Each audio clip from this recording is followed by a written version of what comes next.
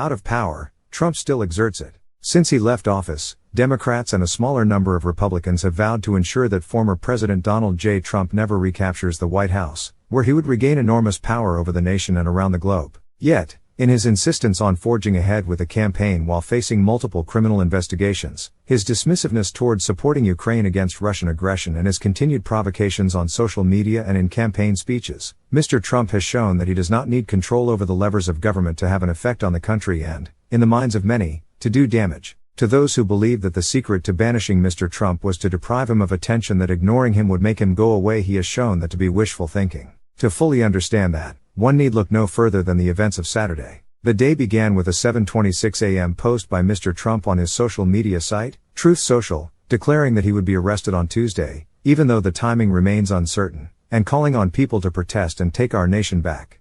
The effect was like that of a starter's gun. It prompted Republican leaders to rush to Mr. Trump's side and to attack the Manhattan District Attorney, Alvin L. Bragg, a Democrat, who has indicated he is likely to bring charges against Mr. Trump in connection with 2016 hush money payments to a porn star who said she'd had an affair with him. House Speaker Kevin McCarthy, a Trump ally, wrote on Twitter that Mr. Bragg's investigation was an abuse of power and that he would direct congressional committees to investigate whether any federal money was involved, a thinly veiled threat at a key moment before Mr. Bragg makes his plans clear. A crush of other Republicans denounced the expected charges as politically motivated. They included one declared presidential candidate, Vivek Ramaswamy, and one potential candidate who has not yet formally entered the primary field, former Vice President Mike Pence. Senator J.D. Vance of Ohio, who has endorsed Mr. Trump in the 2024 campaign, tweeted that a politically motivated prosecution makes the argument for Trump stronger.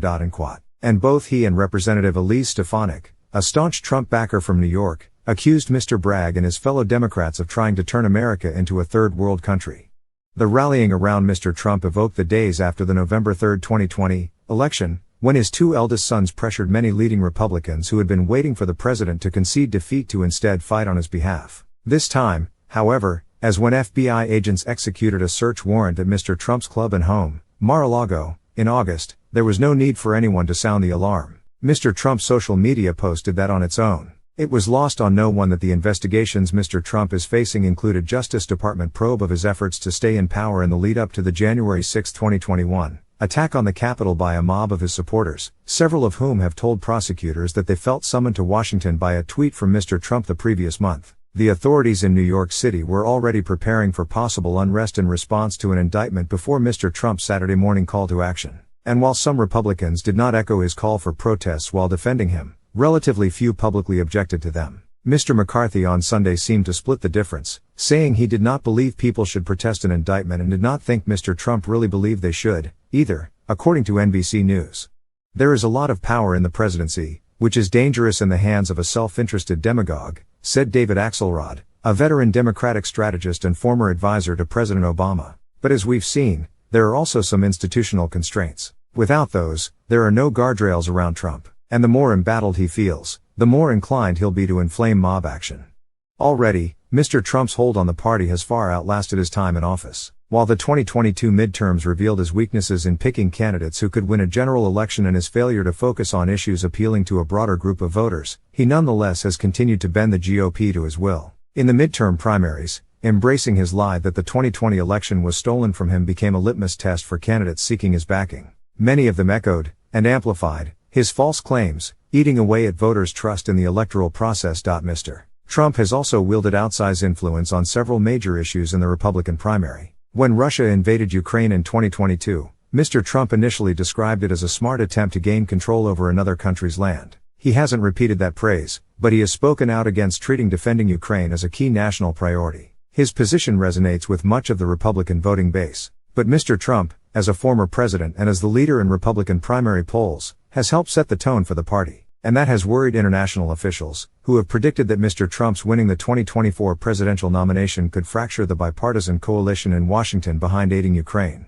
I do hope, I would say not only from a European perspective but from a global perspective, that Republicans will nominate a candidate that is much more attached to American global leadership than Trump and Trumpists. Anders Fogh Rasmussen, the former Secretary General of NATO, told Alexander Burns of Politico last week, predicting a geopolitical catastrophe. Other questions remain for what a Trump indictment might mean if Mr. Trump, who has said he would not quit the race if charged, indeed remains a candidate in 2024, let alone recaptures the nomination. Not being the incumbent means Mr. Trump lacks the ultimate platform from which to summon his followers, as well as the trappings of power that so appealed to some of those who most vocally support him. But Mr. Trump's strength as president never derived entirely from the office itself. He had spent decades building a fan base across the country and portraying himself as synonymous with success in business, though that image was as much artifice as fact. For years, Mr. Trump moved in some of New York's power circles even as other elites shunned him. He has decades-long ties, for example, to New York law enforcement officials whose agencies would play a role in providing security during an eventual indictment, arrest or arraignment. Dennis Quirk, the head of the Court Officers Association, once advised Mr. Trump on construction of the Wallman Rink, the ice skating rink in Central Park whose renovation was crucial to Mr. Trump's selling of himself as an innovator. Mr. Trump was endorsed by the nation's largest police union, the Fraternal Order of Police, in 2020, and his long-serving personal aide, Keith Schiller, was a New York City police detective. Among those assailing the Manhattan District Attorney on Saturday was Bernard B. Kerik, the former New York City Police Commissioner, who took part in efforts to keep Mr. Trump in power after the 2020 election and has known him since Mr. Trump was mainly a New York real estate developer. At some point, local, state, and federal law enforcement officers need to stand up and walk out, if they're forced to engage in illegal political persecutions. Mr. Kerik wrote on Twitter, "You cannot break the law to enforce it, and that is exactly what Manhattan DA is doing." And quote.